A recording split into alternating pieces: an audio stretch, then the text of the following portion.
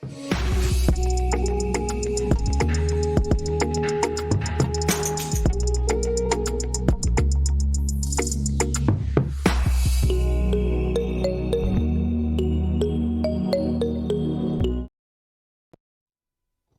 umaga po sa inyong lahat and welcome to Faith in Christ Jesus Ministries. Sa pagsisimula po ng ating gawain sa umagang ito, tayo pong lahat ay yumuko at manalangin. Aming dakilang Diyos, kami po ay nagpupuri, nagpapasalamat sa umagang ito, Panginoon, at muli kami ay nagkaroon ng pagkakataon para kami ay makapagsamba, Panginoon, at makapagpuri sa iyong dakilang pangalan. Lord, we pray na pangunahan mo ang bawat bahagi ng aming gawain sa umagang ito, Panginoon. Ikaw nawa, O Diyos, ang aming maitaas sa aming kalagitnaan, Panginoon, sa online service, Panginoon. Lord, patawad sa aming mga pagkukulang, sa aming mga karumihan, O Diyos. Patuloy mong linisin ang aming mga puso, Panginoon, upang malaya ka naming mapuri at masamba, Panginoon, sa umagang ito. Lord, we pray, Panginoon, sa aming pastor, Panginoon, na magbibigay ng iyong salita sa umagang ito, Panginoon. Lord, i-bless mo siya, Panginoon, ng wisdom, Panginoon, na nanggagaling lamang sa iyo, Panginoon. Nawa, O Diyos, ang bawat mga salita mo na aming maririnig, Panginoon, ay magkaroon, Panginoon, ng tatak sa aming mga puso, Panginoon, na magamit namin sa aming mga pamumuhay, O Diyos. Maraming salamat, Panginoon, sa biyayang pinagkaloob mo sa amin sa nakaraang isang linggo, Panginoon. Patuloy ka namin pinupuri, Panginoon, pinapasalamatan sa lahat ng mga bagay na ginagawa mo sa aming mga buhay. Lord, we pray na bawat bisita namin, Panginoon, na makakarinig ngayong araw lang na ito, Panginoon, nawa, O Diyos, yung banal na Espiritu ang siyang mangusap sa kanya, Panginoon, upang lubos kanyang makilala, Panginoon, at tanggapin kanya bilang kanyang Panginoon, tagapagligtas. Lord, muli sa umagang ito, Panginoon, ang nais lang namin ay mapuri at masamba ka namin, O Diyos. At ang lahat ng ito, Panginoon, ay binabalik namin sa matamis na pangalan ng aming Panginoong Jesus. Amen.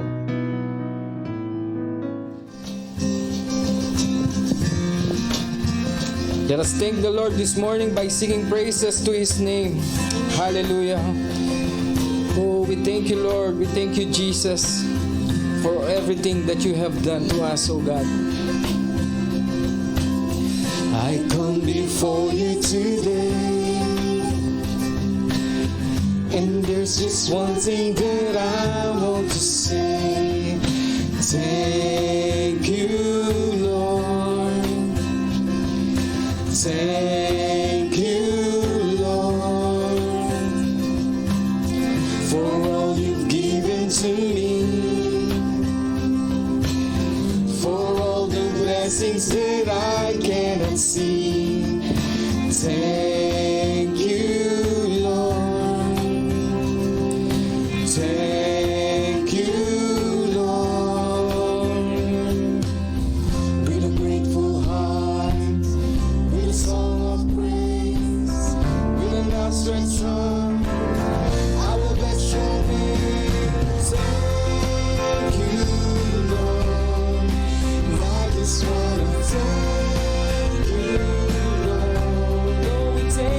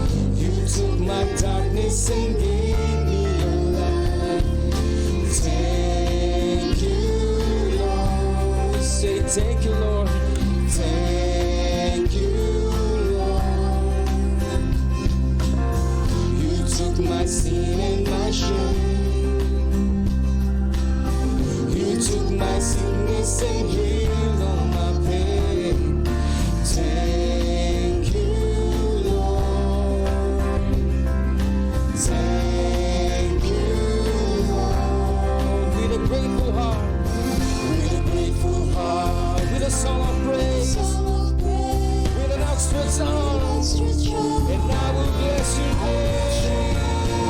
Thank you, Lord. We thank you, Lord. We thank you, Lord. We thank you, Lord. Oh, hallelujah. I just wanna Thank you, Lord. Thank you, Lord. I just wanna thank you, Lord. Oh, we thank you, Lord. We thank you, Lord. I just wanna Thank you, Lord. Thank you, Lord.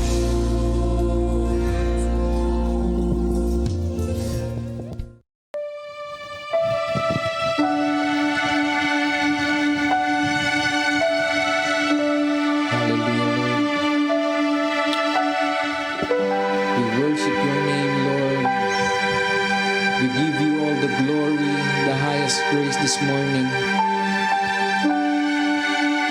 Karapat dapat kang purihin, O Diyos, sa aming mga buhay, sa lahat ng mga bagay, Panginoon, na iyong ginagawa, Panginoon, sa aming mga buhay. Hallelujah. He is Lord, and He is Lord.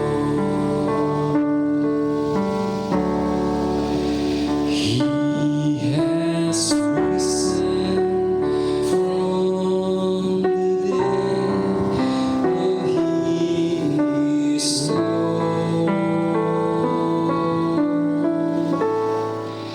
And every knee shall bow, every tongue confess, and that Jesus Christ is Lord, and He is Lord. He is Lord.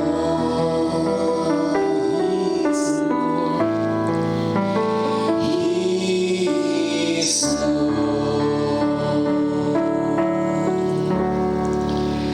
He has risen from the dead, and He is Lord.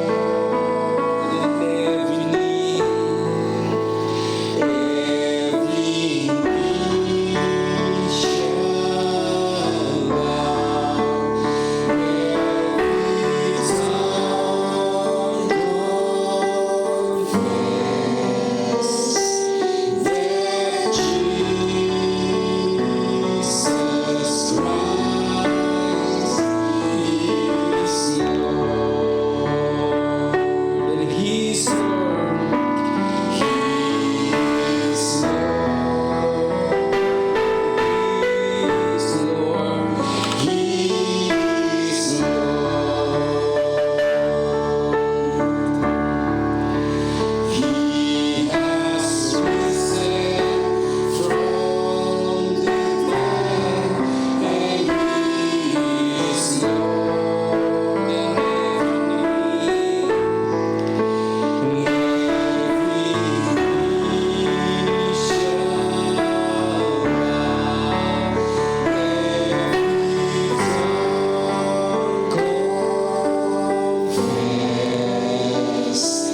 that Jesus Christ is Lord. Every knee shall bow, every tongue confess that Jesus Christ is Lord.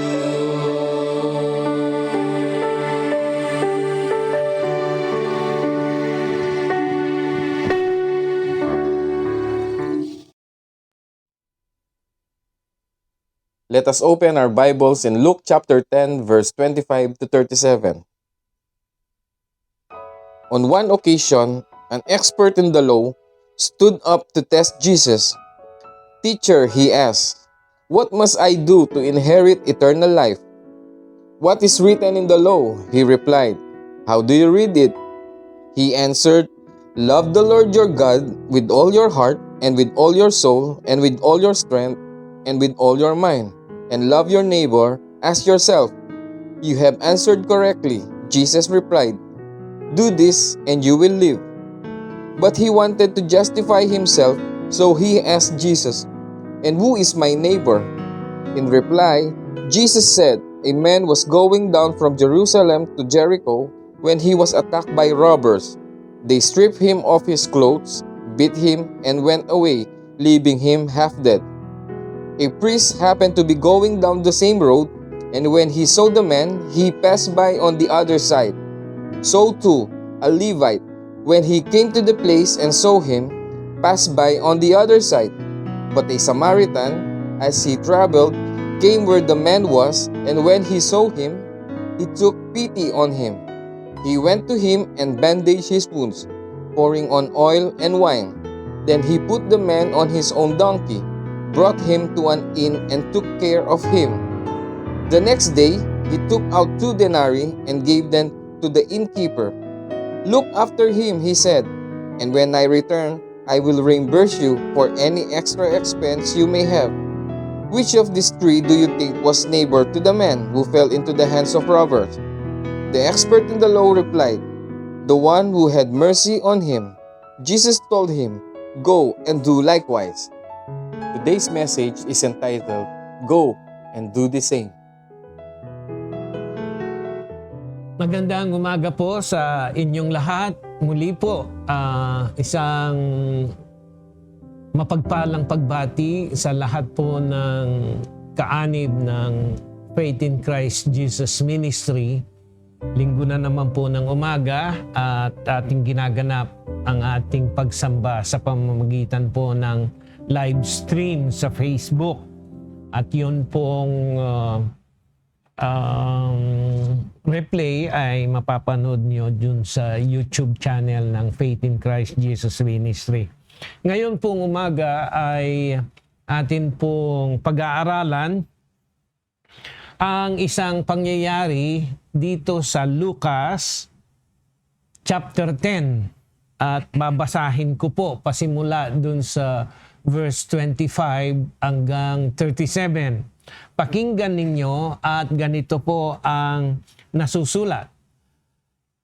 In verse 25, ganito po ang sinabi, "At narito, isang tagapagtanggol ng kautusan ay nagtindig at siya'y tinukso na sinasabi, 'Guro, ano ang aking gagawin upang magmana ng walang hanggang buhay?' At sinabi niya sa kanya, 'Ano ang nasusulat sa kautusan? Ano ang nababasa mo?' At pagkasagot niya'y sinabi, 'Ibigin mo ang iyong Panginoong mong Diyos ng buong puso at buong kaluluwa mo at buong lakas mo at ng buong pag-iisip mo at ang iyong kapwa na gaya ng iyong sarili.' At sinabi niya sa kanya, 'Matuwid ang sagot mo, gawin mo ito at mabubuhay ka.'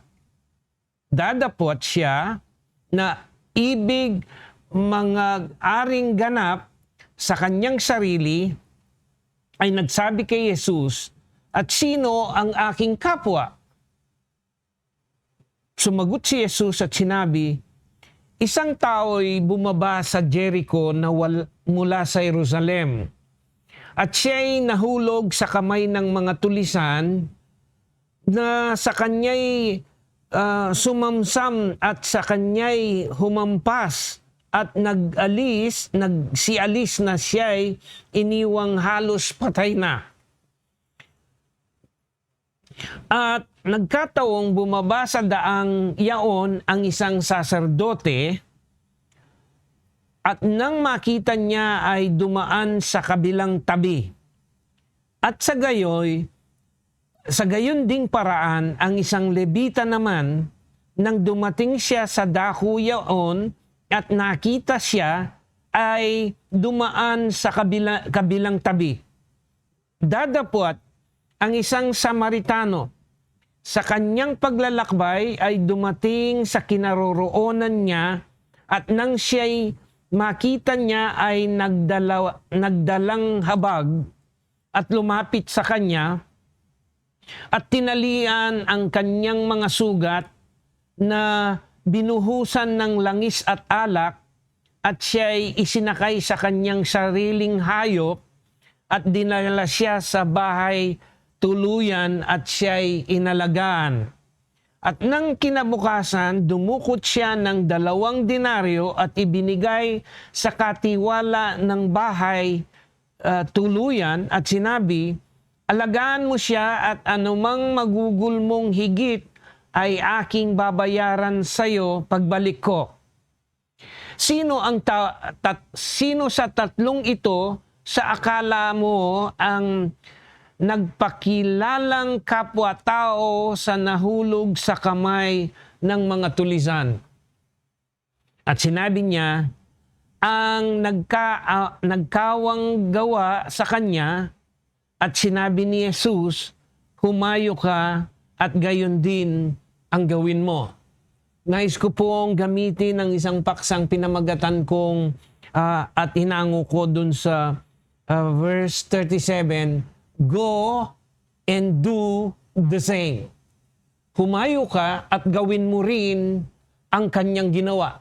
Ibig sabihin, kung anong kabutihan o gawang mabuti ang ginawa ng Samaritanong ito, ay tularan mo. Yan po ang paksang ating pag-aaralan ngayong umaga. Ito pong katanungan ng tagapagtanggol ng kautusan o sa ating panahon, yung mga tinatawag nating mga abogado, lawyer. Nang siya'y nagtanong sa Panginoon, ang sabi niya, what will I do to inherit eternal life? Ito po yung ikalawang pagkakataon na nasulat sa kasulatan in the Bible na itanong ang ganitong katanungan. Ang isa po ay doon sa Mark chapter 10 na kung saan yung isang kabataan sa kanyang kabataan, siya po ay isa ng napakayamang tao. Sabihin na natin is already millionaire at a young age. Ay ganito rin po ang itinanong sa ating Panginoon. Siya'y lumapit, ang sabi niya sa Panginoon, good master, mabuting guro, what will I do to inherit eternal life? And this one is a lawyer asking the same question, what will I do to inherit eternal life? Yun pong reply ni Jesus sa dalawang ito ay may kinalaman sa gawang mabuti o yung kautusan in the Old Testament. At yung millionaire, ang sinabi ng Panginoon, alam mo ang kautusan. Huwag kang mangangalunya, huwag kang magnanakaw, huwag kang papatay, and so forth and so on. While in this case, the answer of Jesus, what is written in the law?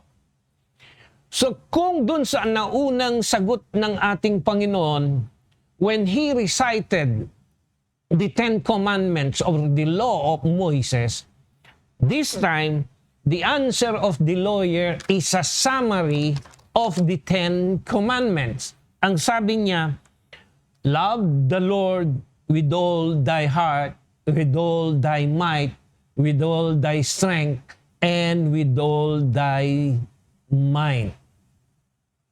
And love your neighbor as you love yourself.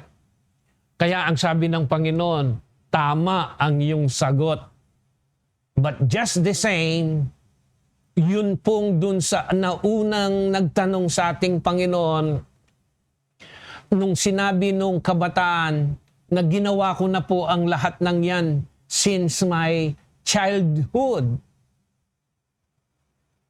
Ang sabi ng Panginoon, there's still one thing na kulang sa'yo upang ma-inherit mo ang eternal life.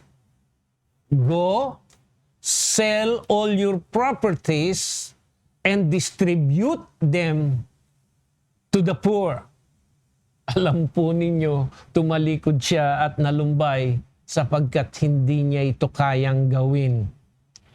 While this one, the lawyer, trying to justify himself, kasi po, ang pagkatatanong niya sa Panginoon ay isang pamumusong lamang, subukin ng Panginoon. Ang sabi niya, who is my neighbor? Ang daming mga tao, ang dami kong kapitbahay. Meron din akong mga kamag-anak na pwede kong gawin ng mabuting bagay. Who is then my neighbor? And so Jesus narrated a parable. The Good Samaritan. The parable of the Good Samaritan. Ang sabi niya sa kwento ay ganito. Meron anya na isang lalaki. At pagkatapos nahulog nahulog sa kamay ng mga tulisan. Siya'y pinagnakawan, siya'y sinaktan, and then iniwanan siya almost dead. And then, as isang saserdote, a priest, isang pare, ang dumaan at nakita niya yung nakahandusay na taong sinaktan and almost dead, katulad ng aking nasabi. Ang ginawa niya, lumipat siya sa kabilang side ng kalsada upang hindi siya dumaan sa tabi nung taong nakahandusay at iniwanan siya na walang pakialam sa kanya. And then, a Levite is coming also, who is also a priest. Alam natin na yung mga Levita ay tinalaga ng Panginoon bilang mga pari at mga siwa sa loob ng templo. Siya naman nagdumaan pero hindi na siya lumipat sa kabila at nagpatuloy lang siya sa kanyang paglalakad. At iniwanan din yung nakahandusay na tao. There is one clear message that we can learn from this parable. The first lesson na makikita natin, yung dalawa na inaakala nating maka-Diyos, malapit sa Diyos, mukhang mga banal, ay iniwan at hindi nagpakita ng habag at pagtulong sa kanyang kapwa. So the principle na makikita natin dito ay yung tinatawag kong palagi, live and let live. Basta't ikaw ay mabuhay ng maayos at lalong-lalo na masagana, wala kang pakialam sa kalagayan ng iyong kapwa. Live and let live. Oh, I'm sorry. Live and let die. Wala akong pakialam sa'yo kahit mamatay ka. And then, ito namang biglang dumating ay isang Samaritano. Hindi mukhang banal. Sa katunayan, sa paningin ng maraming tao, sila'y makasalanan. Sinner. Nung siya'y dumaan at nakita niya itong taong nakahandusay, ang ginawa niya, bumaba siya. At nilagyan ng langis at alak Kasi po yung alak ay parang alcohol yan na ginagawang panlinis. Disinfectant para hindi siya magkaroon ng bakterya. Inugasan niya ng alak at pagkatapos linagyan ng langis. At isinakay ngayon dun sa kanyang hayop, maybe isang kabayo or whatever. At pagkatapos, pagdating niya dun sa town proper, ay inilagay niya dun sa bahay na maaring ito'y inuupahan. At ang pinagbilin niya dun sa may-ari, alagaan mo siya, narito ang 2 denaryo, ay gastusin mo sa kanya at kung magkukulang sa pagbalik ko, yung lahat ng iyong ginastos ay babayaran ko sa iyo. Remember, this is the response of Jesus when this lawyer asked him, "Who is my neighbor?" Kasi yung paksa ng kanilang pag-uusap ay natuon dun sa paggawa ng mabuti sa ating kapwa. At ngayon, sino ang aking kapwa? Sino yung aking neighbor? Sino yung aking kapitbahay? Ang sabi ng Panginoon sa kanya, sino sa tatlo ang gumawa ng mabuti o nagkawang gawa dun sa taong nangangailangan ng tulong? At nung sumagot yung lawyer, ang sabi niya, yung Samaritano. So now, you know who is your neighbor. Kung sino yung fellow man, ang yung kapwa. The message here naman, yung ikalawang lesson na makikita natin, yung una, ang kanyang pamantayan ng tao is to live and let die. Basta't ako nabubuhay ng maayos, marangya, wala akong pakialam sa'yo kahit mamatay ka. Makasarili, selflessness, selfish life. Samantala, yung taong mukhang marumi, mukhang makasalanan sa paningin ng tao, ay nag-lay down din siya ng godly principle. Live and let live. Ako'y mabubuhay at mabubuhay din ang mga taong nangangailangan ng aking tulong. Kaya ang sabi ni Jesus dun sa lawyer, go and do the same. Humayo ka, tularan mo ang kanyang ginawa. Kaya po ito ang magiging paksa ng ating pag-aaral ngayong umagang ito. Ano yung lesson, mga aral na maaari nating mapag-aralan patungkol sa gawang mabuti sa ating kapwa? Una po, ito po yung mensahe na nais kong dalhin sa inyo ngayong umaga. Ang unang-una na gusto kong tandaan ninyo patungkol sa gawang mabuti, ang gawang mabuti or good works ay magpapabuti lamang sa ating image o imahen sa mata ng tao o yung ating panglabas na anyo. Tandaan ninyo, una, ang paggawa ng mabuti ay magpapaganda lamang sa ating imahin o image sa mata ng tao o yung ating panlabas na anyo. Hindi ito magpapabago sa ating human simple nature. Sabi ng Panginoon, sabi ni Pablo in Romans 3:23, for all have sinned and fall short of the glory of God.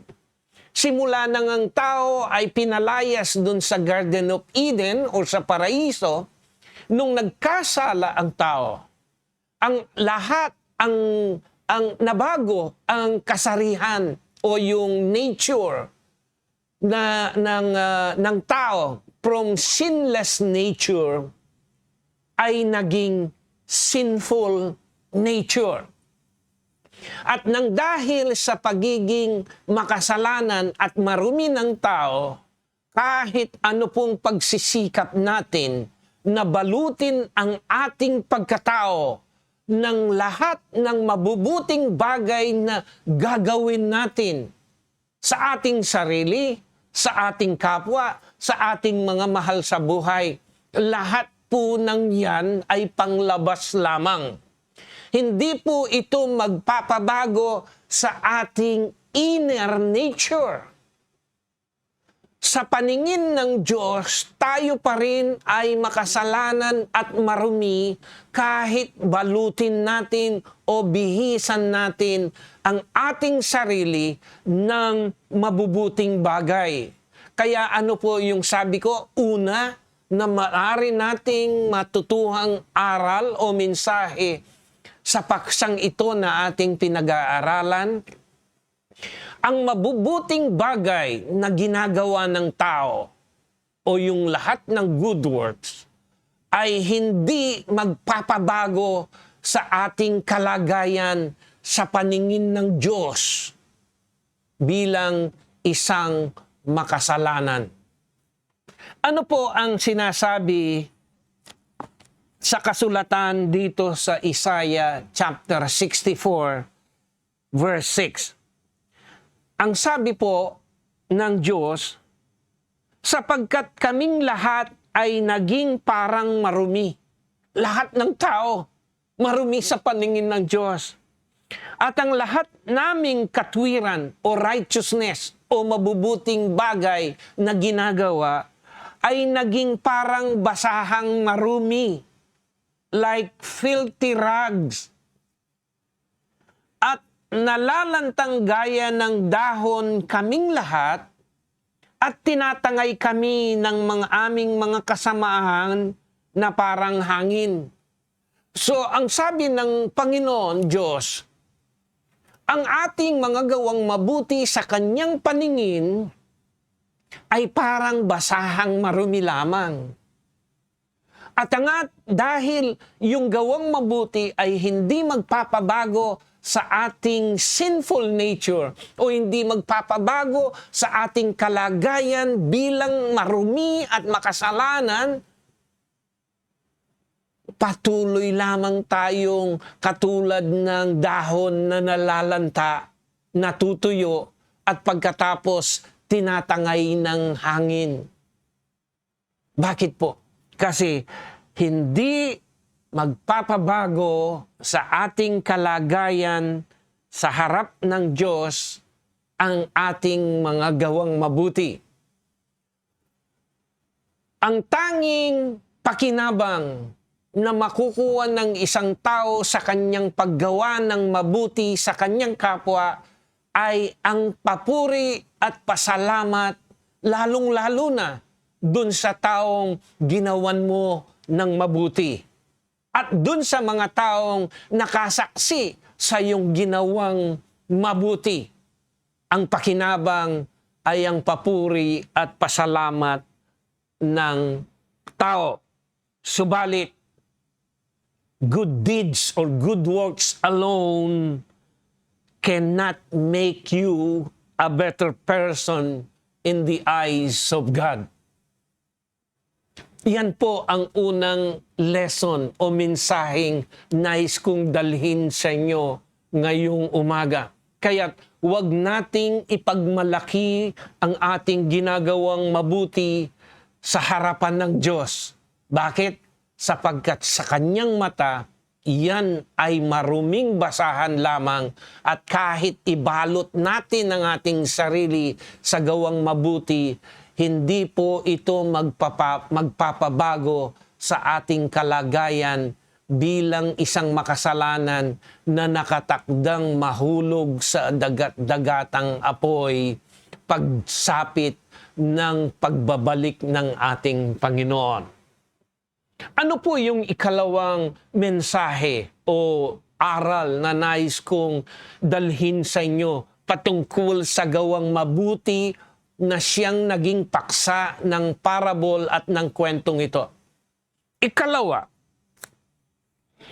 kung yung gawang mabuti ay hindi magpapabago sa ating kalagayan o hindi magpapabuti sa ating kalagayan bilang marumi at makasalanan, ano ang magiging o magpapabuti o makakapagbago sa ating kalagayan bilang mga makasalanan?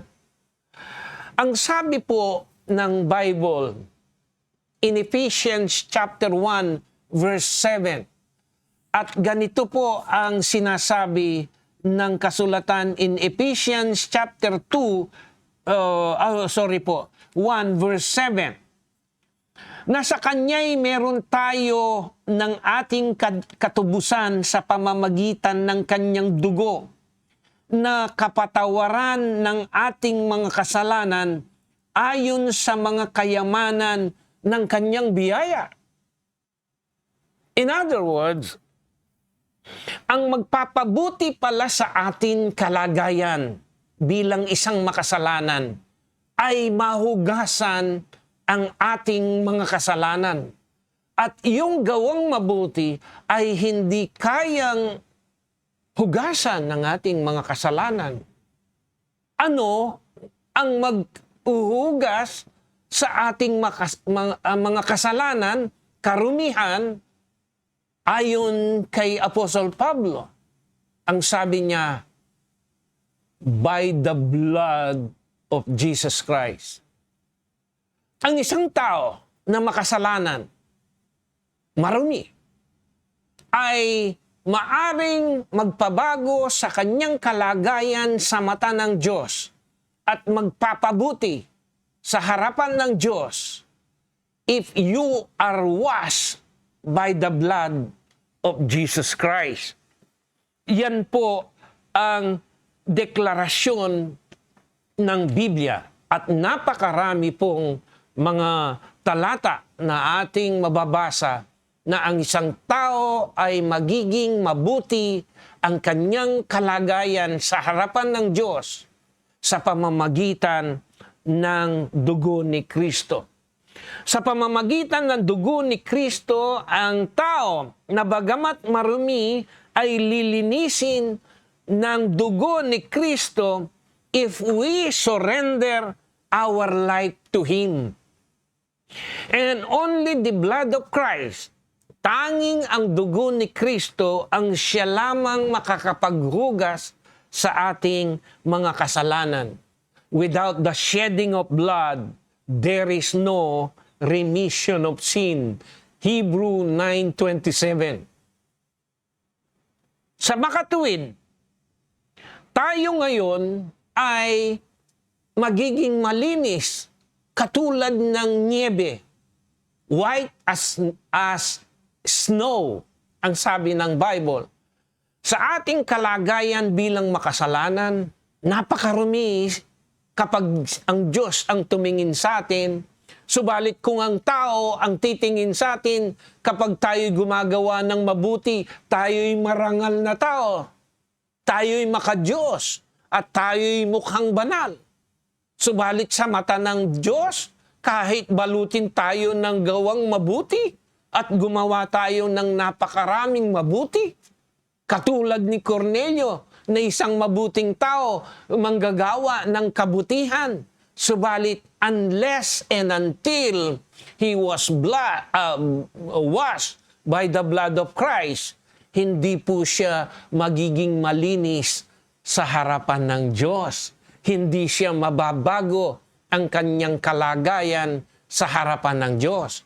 Kaya po, kapag tayo'y nilinis ng dugo ni Kristo, tayo'y magiging maputi katulad ng niebe o ng snow. Nakakita na siguro kayo ng snow. Ngayon pong panahong ito ay nagkakaroon ng snowstorm sa Canada. Kaya yung mga tao ay nahihirapan sa kanilang hanap buhay. Magiging malinis tayo. At yung cleansing process ng paghuhugas ng dugo ni Kristo ay naganap dun sa cross on Calvary.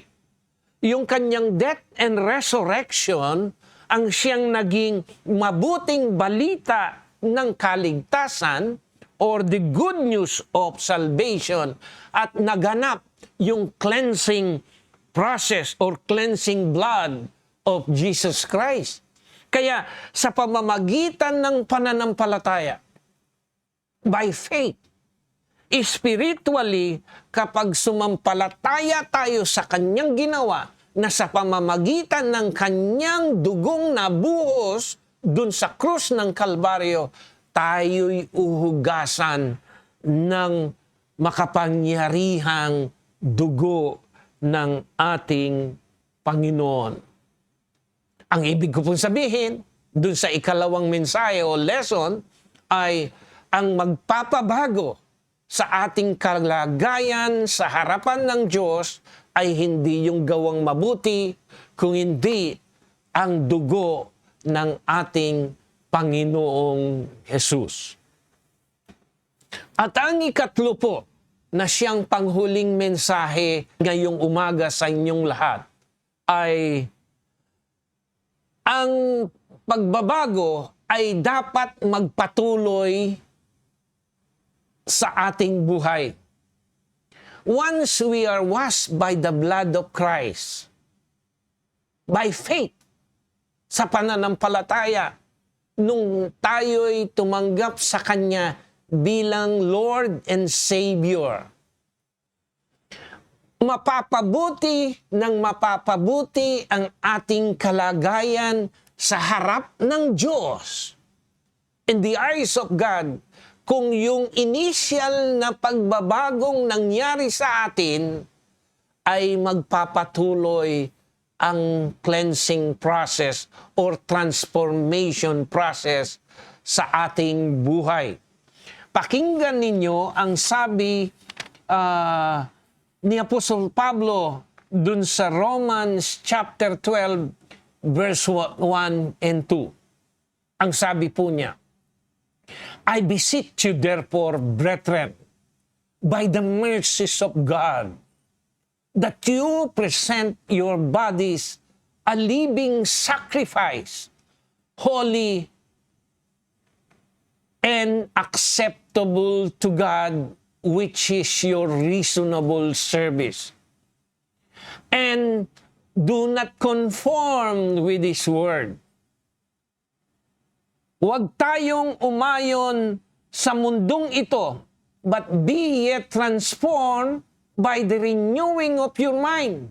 Sa pagbabago ng ating mga isipan, pag-iisip, ng ating mga desire sa ating buhay, ang laman ng ating puso, kailangan patuloy na mababago ito that you may know and prove what is right and what is wrong.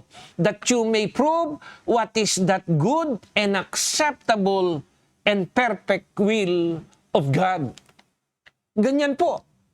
Una, ang mensahe ay hindi kayo mababago o hindi mapapabuti ang inyong kalagayan sa harapan ng Diyos sa pamamagitan ng gawang mabuti na katulad ng kwento. But in this story, it defines who is your neighbor.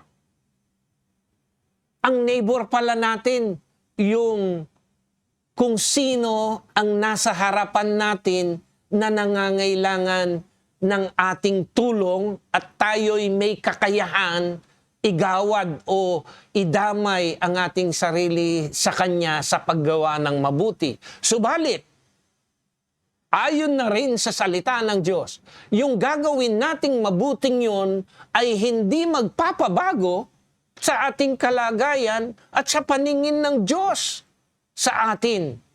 Mananatili pa rin tayong marumi at makasalanan kahit balutin natin ang ating mga katawan ng gawang mabuti. Ang matatanggap lang natin o pakinabang ay yung karangalan na pasasalamat at patpuri ng taong nakasaksi at ginawaran natin ng gawang mabuti.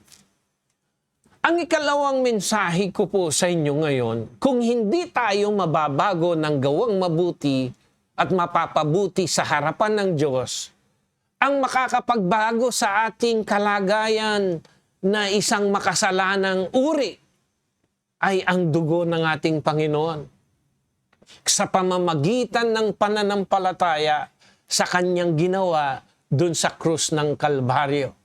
At ang pangatlo at panguli, dapat magpatuloy tayo sa transformation o magpatuloy ang pagbabago sa ating buhay upang maging kaaya-aya tayo sa paningin ng Diyos. Yan po yung ikatlo, ang sabi ni Apostol Pablo, ihandog natin ang ating sarili bilang living sacrifice at magpatuloy ang pagbabago ng ating isipan upang mapatunayan natin kung ano ang tama at perfect will o kalooban ng ating Panginoon sa ating buhay. So let us continue to present our body clean in the presence of God. But in case, since we are not yet perfect, although we are now believers of Christ, in case or in the event na tayo ay mahulog sa kasalanan, may payo ang Panginoon sa atin in 1 John sa unang 1, verse 8 and 9, ang sabi po ng Bible ay ganito. If we say that we have no sin, we deceive ourselves, and the truth is not in us. Nagpapatunay na kahit tayo'y mananampalataya na ni Kristo, believers of Christ, kapag sinabi mo na wala ka ng kasalanan, ay dinidisip natin o nililinglang natin ang ating sarili. Why? Because we are not yet perfect. Magaganap lamang ang perfection sa atin as children of God and believers of Christ sa muling pagbabalik ng ating Panginoon na kung saan ay babaguhin ang ating katawang ito na marumi. Itong maruming ito ay mawawala, mapapawi at bibigyan niya tayo ng kalagayan o katawan na tinatawag nating glorious body. Doon pa lamang magaganap ang perfection sa ating buong pagkatao na maaring pumasok doon sa kaharian ng Diyos, doon sa langit. Kaya po, ang sabi niya in verse 9, if we confess our sins, He is faithful and just to forgive us our sins and to declare us from all to cleanse us from all unrighteousness. So kung sakali na tayo'y mahulog sa kasalanan, ang sabi po ng Bible, let us confess our sins. At tapat ang Diyos na nakahandang magpatawad pa rin sa atin sapagkat ang proseso ng pagbabago ay magpapatuloy until we become in the image of His Son. Ang sabi ng Panginoon, for you are a new creation. If any man be in Christ, he is a new creation. Old things are passed away, and behold, all things are becoming new day by day. We are being renewed day by day. Kaya po, sapagkat ito'y magaganap sa atin, sapagkat tayo ay bagong nilalang na ngayon. Bagong nilalang, ang sabi po ng Bible dun sa Ephesians chapter 2, ay nais ko pong basahin in verse 10, sapagkat tayo'y kanyang gawa, tayo'y gawa ni Kristo ngayon. Nung una, in the first creation, we are created by God, the Trinity, the Father, the Son, and the Holy Spirit. Let us create man in our own image. Subalit nagkasalang tao, ang tao'y mawawala, mapapawi, papalitan ng bago, at yung bagong yun, created in Christ. Ang sabi po ni Apostol Pablo, tayo'y kanyang gawa ngayon. We are created by Christ. And then, ang sabi pa rin niya patuloy, nilalang sapagkat tayo'y kanyang gawa na nilalang kay Kristo Jesus para sa mabuting gawa na ang mga inihanda ng Diyos ng una upang siya nating lakaran. So tayo'y gawa ni Kristo. At tayo'y ginawa kay Kristo sa pamamagitan ng mabuting gawa. Kaya po ang mensahe ng Panginoon dun sa lawyer o yung tagapagtanggol ng kautusan. Sabi niya, go and do the same. Kaya po, let us continue the transformation na unang naganap sa atin nung tayo'y nilinis ng dugo ni Kristo. Ang pagbabago ng ating sinful nature ay unti-unting nababago until we reach yung kalagayan or the image of Jesus Christ. Kaya po bilang conclusion ng ating pag-aaral ngayong umagang ito, ipagpatuloy po natin bilang mananampalataya, bilang mga anak ng Diyos, ang paggawa ng mabuti sa ating kapwa. Bakit po? Kasi tandaan natin, tayo ang unang-unang recipient ng gawang mabuti ng Diyos sa ating buhay. Nung ibinigay niya ang kanyang buhay, ang kanyang bugtong na anak, na kung tayo'y sasampalataya sa kanya, tayo magkakaroon ng buhay na walang hanggan. Yan ang ultimate sacrifice na ibinigay sa ating ng ating Panginoon. Kaya ang utos sa atin in 2 Thessalonians chapter 3 verse 13, huwag tayong mapagod, huwag tayong magsawa sa mga gawang mabuti. Kaya po, ibabalik ko po ang mensahe ng Diyos dun sa lawyer. Ito po ngayon ang ibibigay ko sa inyo. Humayo kayo. Gayahin natin ang ginawa, ang sinabi, ang ginawa ng Samaritano. Kung sino pa yung mukhang makasalanan, ang siyang gumawa ng mabuti. Go and do the same. Magandang umaga po sa inyong lahat at nawa naging pagpapalang muli ang ating pag-aaral na ito ngayong umaga at nais ko pong magwakas sa mensaheng ito sa pamamagitan ng isang panalangin. Ama naming Diyos, pinupuri ka po namin at pinasasalamatan sapagkat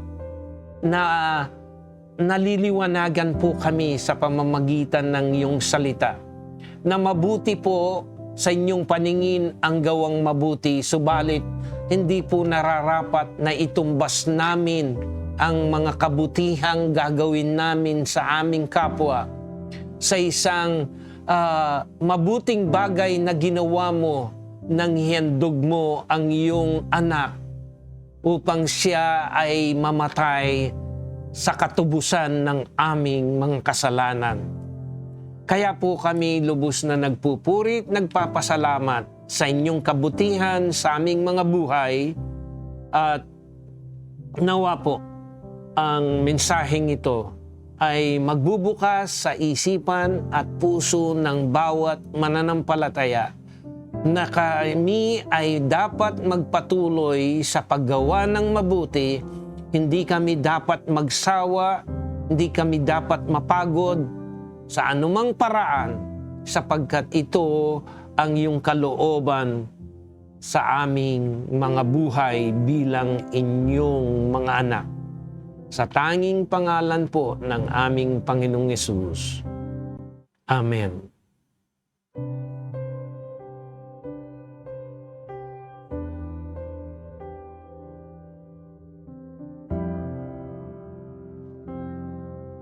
At sapagkat po itong araw na ito ay unang araw ng linggo ng buwan ng Disyembre, katulad po ng dati, isang ordinansyang atin pong tinutupad ayon sa utos sa atin ng Panginoon ay ang banal na hapunan. Kaya po, kung nakahanda po kayo at hihanda ninyo ang tinapay at ang inumin para tayo ay gumanap sa isang ordinansang ito na patuloy nating gaganapin hanggang sa muling pagbabalik ng ating Panginoon. Tayo po muna ay manalangin. Amang Diyos, ngayon pong umagang ito ay we will observe yun pong inutos nyo sa amin na banal na hapunan bilang pag-aalala sa inyong ginawa dun sa krus ng Kalbaryo, at hindi po ito namin makakalimutan at mananatili sa aming puso, sa aming kaluluwa at sa buong kaisipan na minsan ay hinandog mo ang inyong sarili para sa aming kaligtasan. Kaya ngayon pong umaga, Panginoon, kami po ay magdaraos ng banal na hapunan upang ipakita sa inyo at sa bawat mananampalataya na patuloy naming naalala at nakaukit sa aming mga isip at puso ang pagliligtas na ginawa mo dun sa Kalbaryo. At ngayon, hawakan po natin ang tinapay at ganito po ang sabi ng kasulatan. Sapagkat tinanggap ko sa Panginoon ang ibinibigay ko naman sa inyo, na ang Panginoong Hesus ng gabing siya'y ipagkaluno ay dumampot ng tinapay. At nang siya'y makapagpasalamat ay kanyang pinagputol-putol at sinabi, ito ay aking katawan na pinagputol-putol dahil sa inyo. Gawin ninyo ito sa pag-aalala sa akin. Tayong pong lahat ay kumain.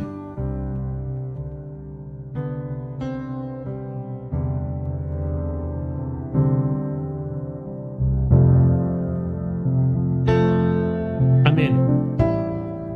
Hawakan po natin yung saro at ganun din po ang sinasabi ng kasulatan. Gayon din naman, hinawakan ng saro pagkatapos na makahapon na sinasabi, ang sarang ito ay siyang bagong tipan sa aking dugo. Gawin ninyo ito sa tuwing kayo'y magsisiinom sa pag-aalala sa akin. Tayo pong lahat ay uminom.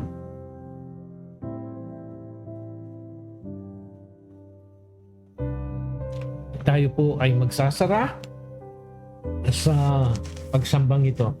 Salamat po, Amang Diyos, sa lahat ng pagkakataon ibinibigay mo sa amin upang kami ay makapagandog ng isang pagsamba sa inyong harapan.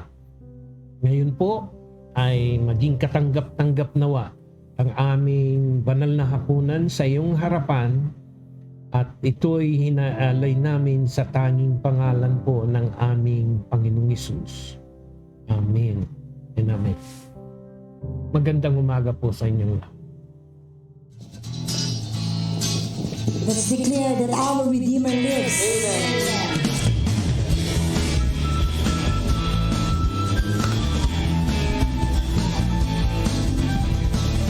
I know He rescued my soul. His blood is covering my sin. I believe.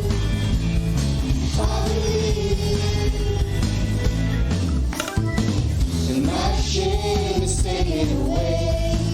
My pain is still in the same. I believe.